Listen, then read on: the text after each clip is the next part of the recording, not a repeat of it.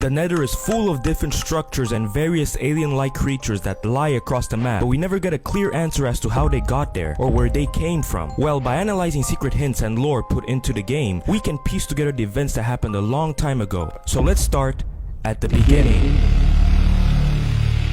Long ago, the Nether was called the Kingdom of Neph, a place home to the Nephians, a peaceful tribe of monks who lived in harmony along with the creatures populating this world. Above the kingdom was the Hole of Death, which separated their world from the surface. No Nephian was allowed to go to the outside, as their philosophy said that they should be happy where they are and never look for more. Throughout the years, the Nephians had built entire structures made to protect one thing, the Star of Hope. This star was believed to be the piece that kept the entire kingdom alive. But one day, something happened that would change everything. The Nephians had a tradition. Every 1,000 years, a baby would be born with a scar on his face, and that baby would go on to become King of Neph. So one day, in a small village, a baby was born. His name was Crimson. Hello. Oh my god, he has a scar! My son is a king! The people cheered as a new king had just been born. They believed he had been sent by the gods to lead the people to greatness. As he grew up, the young king started developing special abilities like being able to cure people's diseases or making plants grow faster. Wow, how did you do that? He used these powers to help the people of his kingdom, and everyone loved him. But while Crimson loved his kingdom, he'd always been curious as to what lied beyond the hole. Of course, he never talked about it, as wanting to go through the hole was considered a sin in their culture. But one day, he noticed a silhouette coming down from the hole. The figures flew down from the sky, and out came a group of people. He had never seen people from the outside. See, although Nephians aren't allowed to go to the surface, people from the outside regularly visited the kingdom for trades and exploration. As they were wandering around, Crimson noticed that they had items he had never seen before. Shiny golden armors, tools like pickaxes or swords. These were all things you weren't able to get in the Kingdom of Neph. The color and beauty of the gold fascinated him. Wow, that suit is so pretty. Dad, could we go to the surface and take some of these resources? No, son. You know we aren't allowed to go up there. It's against our culture. It is said that if a Nephian ever goes to the surface, it would be the end of the world. That's not fair. Crimson was stubborn. He spent days thinking about what he saw, not being able to take his mind off the gold that the outsider was wearing. He knew the philosophy of his kingdom was against chasing something you couldn't have, but this simply felt unfair to him. Who even made these rules anyway? So one night, without alerting anyone, he snuck out of the fortress and used his powers to dig a hole all the way to the surface. As he arrived at the top, he saw the overworld for the first time. He looked out and was amazed to see how beautiful and magical the outside was. Wow, this place is so pretty. He had never seen animals like this. Mountains, trees, rivers. He was already falling in love with this place. But all of these emotions went away as he realized none of the people from his kingdom would ever get the chance to see this. Why weren't the Nephians allowed to go up there? This isn't fair. We're stuck in a giant cave while people get to live up here? I need to stop this. As a king, he had the responsibility to lead them to a better life, so he was going to tell them about what he saw. He went back down to his kingdom and gathered everyone for an announcement. My dear people, I have decided that we will all extend our kingdom to the world of the surface. Everyone in the audience was shocked and baffled at what they had just heard, and started wondering why he would say such a thing. After all, going to the outside was considered treason, but the people trusted their king too much, so they kept listening. I have seen the outside. It is the prettiest thing I have ever witnessed. I'm inviting anyone who is interested to come and explore it with me. The entire crowd stayed silent. Not a soul stood up to come with him, except for a group of people who decided they would go with him. So for the next few days, they started building a staircase that reached all the way to the hole. As they entered the overworld, their jaws dropped. This was the prettiest place they had ever seen. Soon, they started making a base using the new blocks from this mysterious world. But soon after, a group of men wearing armor noticed them. Hey, you guys are Nephians! You aren't supposed to be up here! Oh, don't worry, we simply moved. This place is great. No, this is our territory! You are not allowed to build here! But we are good people. Can't we all just live in harmony in this place? That's it! Take them down! No! Crimson watched in horror as dozens of his tribe members got murdered by the men. I need to go back in the hole. Crimson had just witnessed his own people getting killed because of his decision. It made him angry. This wasn't fair. He wanted to bring them up here so they could have a better life. How dare they do this to us? Filled with rage, he ordered everyone to go up and defeat the people who wronged him. Oh god, I think there's more this time! Run! But before they could go further, the king used his magical powers and threw a spell at them, and the men turned into green, lifeless creatures. With my powers and our army, nobody will ever wrong us again. Slowly, the army of Neph took over the overworld, building underground cities to hide from the outsiders. He ordered them to gather resources. They made armor for the first time and were becoming more powerful than ever. But what Crimson wanted the most was gold. He was obsessed with it. Unfortunately,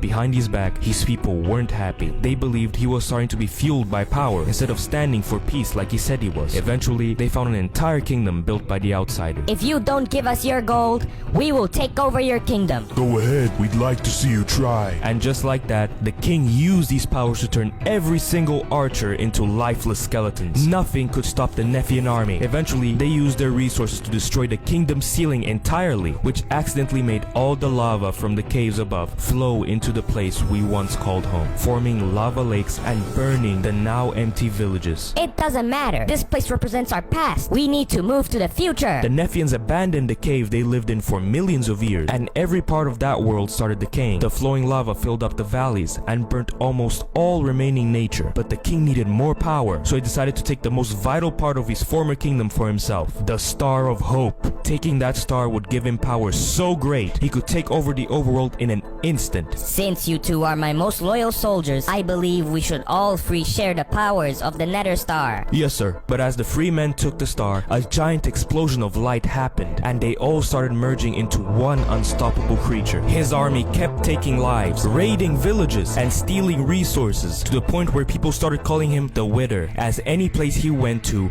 would wither away and die. But the Nephian people weren't happy. Their blind trust for their leader had led them to go against everything they once stood for. What was once considered a group of peaceful beings were now barbaric raiders that would destroy anything and anyone who stood before them. This wasn't making their lives better. If anything, the constant fighting made it worse. So one day, Crimson's mom stood up for the people and confronted her son. Son, you need to stop this. We're tired of the raiding. You promised you would give us a better life by bringing us here, but you're forcing us to destroy everything we come across. We are a tribe that stands for peace, not war. This is peace, mother. Don't you get it? These people are evil. We're eliminating them so that peace is the only thing left. Death is not peace. That's it. We're going back to the Neth Kingdom. No, I am the king. You do what I say. If I say you need to get me gold, you get me gold. We won't keep getting gold for you, and no amount of your magic powers will make us do that. Oh yeah? In anger, the king used his power against his own people, turning every one of them into pigs that could only think about one thing, getting gold for him. Now they would finally listen. I'm sorry, mother, but this empire needs to grow. The king and his new army of piglins went back to the cave to prepare a better plan in order to take over the overworld. He used these powers to make blazes and gas, throw fireballs instead of seeds, and slowly all the beautiful nature turned into red, burning blocks. He hated this place. He believed it represented a flawed philosophy that once prevented people from thinking for themselves. Now the only thing they could think of was to obey him. But one day, a man came up to him. He was the last Nephian alive. Son, what have you done? This place was meant to be for us, and you ruined it. How are you alive, father? And how dare you question me? I am the man whose job is to restore the balance. Your reign ends now. That's it, old man. You're done.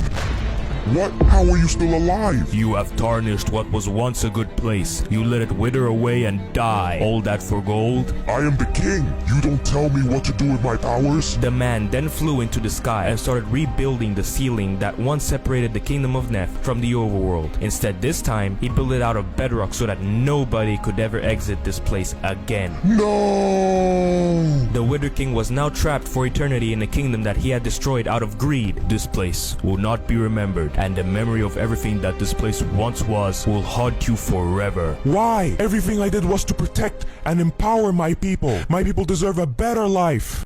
Protect my people.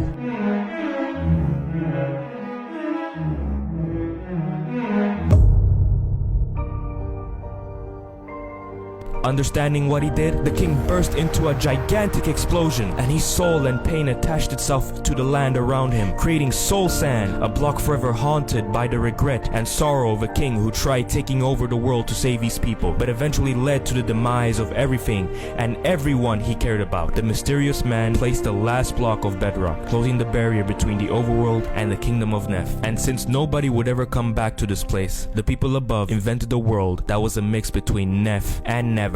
They called it the Nether, and ever since, nobody stepped foot in there again. Oh god damn it!